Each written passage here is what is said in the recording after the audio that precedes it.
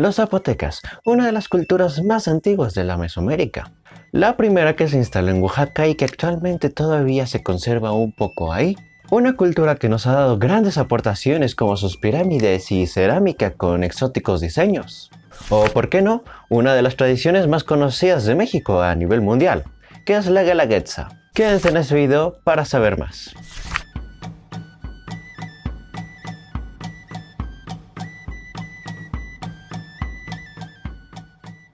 What's up, students? Sean bienvenidos una vez más a este canal. Yo soy Joshua, estudiante y fanático de la historia, y tenemos un nuevo video.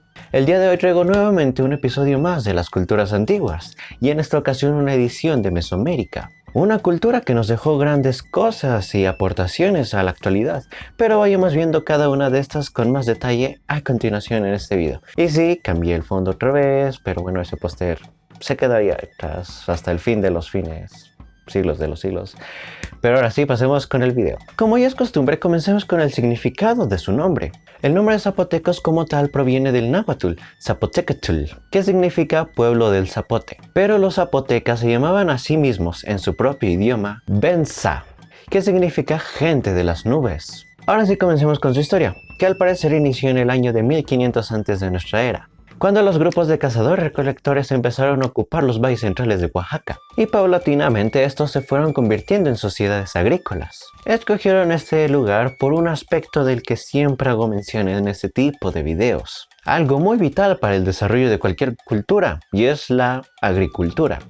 El suelo de los alrededores de este valle era muy fértil, además de muy extenso para poder cultivar libremente grandes áreas. Su principal cultivo fue el maíz, aunque también cultivaban frijoles, calabaza, caña de azúcar, café y trigo. Otro punto a favor de los zapotecas para que se pudieran desarrollar exitosamente fue que cuando llegaron a ese lugar, el suelo todavía no tenía rastros grandes de erosión, por lo que era perfecto para todo. El clima en esta zona era templado, por lo que no había ningún riesgo de que hubiese una helada y por ende había muchos cultivos todo el año, y sin ningún tipo de problema. Y una técnica que utilizaron los zapotecas para hacer más productivos sus cultivos fue implementar terrazas escalonadas a lo largo de las laderas de los valles, con el fin de evitar que las lluvias pudiesen arrasar con las plantaciones. Todas estas terrazas recibían agua de riego mediante canales que partían de los manantiales naturales. Los zapotecas dividieron sus asentamientos en tres: en el valle, en la sierra y en el sur. Esta localización y división favoreció que tuvieran fuertes lazos comerciales con sus vecinos, quienes eran los olmecas, que aquí está el video por si quieren irlo a ver. También era un lugar estratégico, por lo cual lograron llevar conquistas militares a pueblos rivales. Pasemos a un aspecto muy reconocido de esta cultura, que es la arquitectura. En la ciudad de Zapoteca se pueden admirar grandes edificaciones, como palacios y templos piramidales. También estales monumentales labradas con figuras de animales o personajes. Esta cultura ha sido muy reconocida porque lograron transformar todo un valle, el cual era completamente una estructura montañosa, a una gran ciudad, el cual es el Monte Albán, convirtiendo así el valle en una meseta de más de 40 kilómetros cuadrados. El Monte Albán fue la primera capital de la cultura zapoteca y de las primeras ciudades ceremoniales más reconocidas de toda Mesoamérica, la cual fue fundada aproximadamente en el año 300 antes de nuestra era. La ubicación de esta ciudad permitió a los zapotecas controlar los tres valles fluviales centrales de la zona, y en sí tener el dominio completo de esta. Esta ciudad se caracteriza por las construcciones de un complejo conjunto de estructuras escalonadas piramidales, las cuales sirvieron principalmente como templos y mercados. Y al ser una ciudad-estado tan importante, los que llegaban al poder de esta tenían un control inimaginable sobre todo, tanto político, económico y religioso. Un tema relacionado con arquitectura era su arte, el cual era principalmente el tallado en piedra, para añadir diseños decorativos además de practicar la pintura mural, y con esto pues decoraban todas las edificaciones que hacían. Los principales temas que utilizaban como inspiración a la hora de elaborar estos murales eran las ceremonias religiosas y sus actividades militares. Al ser vecino de los olmecas tuvieron una gran influencia cultural de estos, como el trabajo en piedras preciosas como lo es el oro. También estas construcciones en forma piramidal además de la adoración de los dioses provenientes de la cultura olmeca. Ahora hablemos de su organización social. Hasta arriba estaban los nobles, o sea, el rey conocido como Coquitao o rey zapoteco, y vaya toda la familia en general de este. El Coquitao era considerado como el representante de los dioses en la tierra y ejercía funciones de supremo sacerdote. Después seguían las élites, es decir, guerreros, caciques y todos los demás funcionarios del gobierno.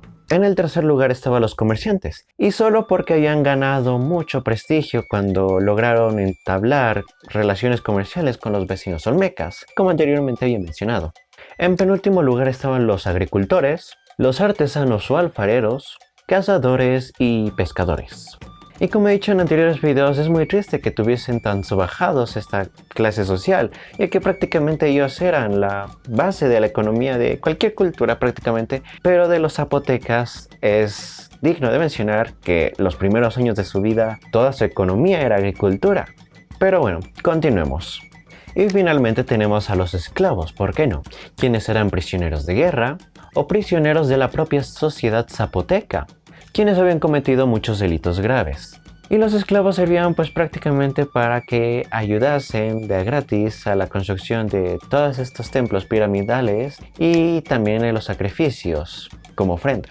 Retomando un poco con el Coquitao o rey zapoteco, hablemos de la organización política que tenía esta cultura. Esta organización política fue en un principio un gobierno teocrático, es decir, que hasta encima estaba el rey. Pero para las decisiones importantes también se debían de considerar los sacerdotes altos de la demás sociedad. Pero conforme fue pasando la cultura de los zapotecos, su gobierno fue evolucionando hasta llegarse a convertir en una monarquía militar.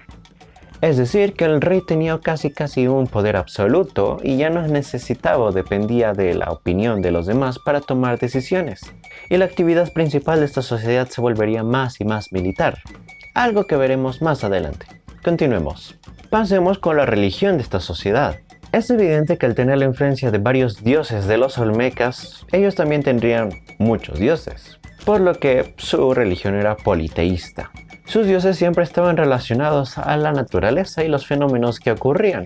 Entre sus dioses más reconocidos estaban Xipetotec, el cual era el dios principal y estaba relacionado con la primavera, la agricultura y la enfermedad, además de ser considerado como el máximo creador de lo que conocemos actualmente.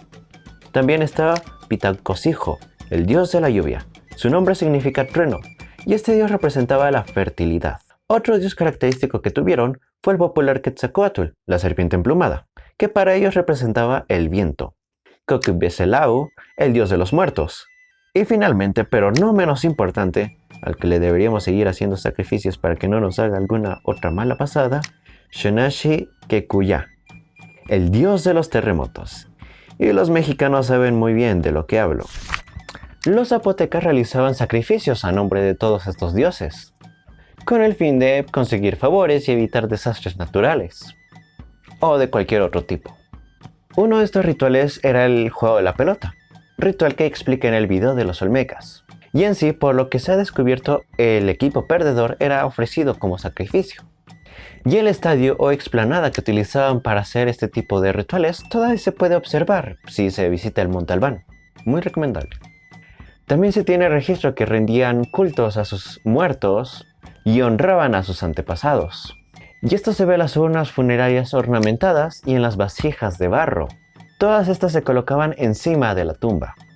Y todo esto porque los zapotecos tenían la creencia de que bajo la tierra existía un paraíso donde descansaban los restos de sus ancestros.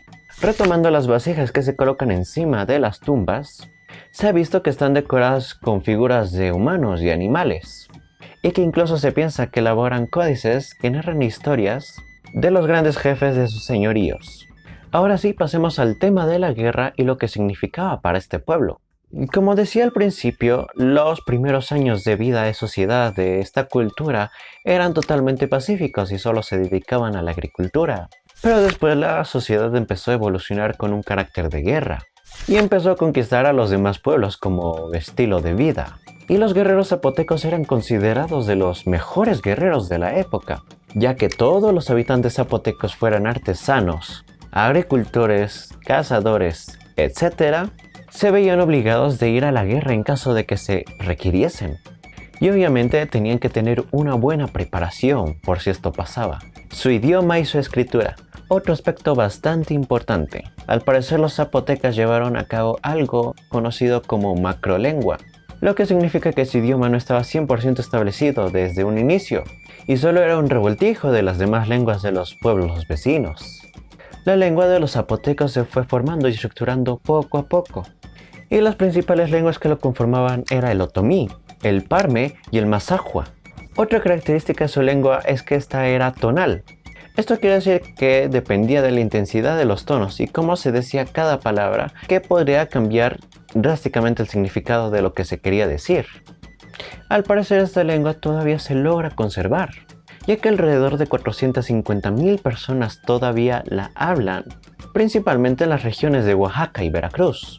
Ahora sí, pasando a la escritura, se tiene registro de que los primeros textos zapotecos fueron grabados en piedra con caracteres glíficos y pictográficos, en un sistema de escritura logofonético, en el que cada carácter individual representaba una sílaba. Se dice que la escritura que lograron desarrollar los zapotecas fueron tomadas de base para las posteriores culturas, como fueron los mayas, los mixtecos y los mexicas. Hay algunos códices que sobrevivieron a través del tiempo, que fueron escritos en piel de ciervo y destacan por ser muy coloridos. Pasemos finalmente a las grandes aportaciones que nos dejó esta cultura. De las primeras es el famoso Día de los Muertos, que de hecho hoy es, si todo sale bien y ven este video. O al menos la base de cómo lo celebramos actualmente, ya que sabemos que hubo un mestizaje con la cultura española durante la conquista y todo eso, pero regresando al Día de los Muertos original, viene esta creencia de que cumpliendo con los ritos adecuados se puede llegar a este paraíso que comentaba anteriormente, o sea, al mundo de los muertos, y poder visitarlos. Otra aportación fue la famosa Guelaguetza, que este año no sé si hubo, pero bueno. Una de las celebraciones más famosas y que más turistas atrae a México todos los años. Y es que la mayoría de sus raíces vienen de los zapotecos, de toda la música y bailes que utilizaban en los rituales. Bueno, pues ahora se utilizan en esta celebración de la Guelaguetza, claro, sin la parte del ritual como tal. Porque ahora se inventó algo que se llaman derechos humanos. ¿A quién se le ocurrió eso? Una de las danzas más populares de la Quetzá es la danza de la pluma, proveniente de los meros zapotecos. Y al parecer, esta danza representa el conocimiento que tenían los zapotecos sobre el universo, ya que simboliza la visión de 8 planetas y los movimientos que estos realizaban. Los textiles y la ropa que nos heredaron los zapotecos es bellísima, lleno de colores, como lo que están viendo actualmente en pantalla, que es un conjunto que se llama huipil, utilizado por las mujeres, conformado por un tipo de blusa de manga corta y un enagua que constaba de una falda. ¿Se acuerdan que en el video de la cultura olmeca lo acabé diciendo que esta cultura simplemente se desmoronó, pero que todavía les faltaba muchísimo por descubrir? Bueno, pues uno de sus principales herederos fue la cultura zapoteca y fue la que continuó varios de estos conocimientos. Es así como los zapotecas destacaron en disciplinas como la arquitectura, la ingeniería, el arte y el tallado en vasijas. Los miembros de esta cultura crearon 2 calendarios diferentes.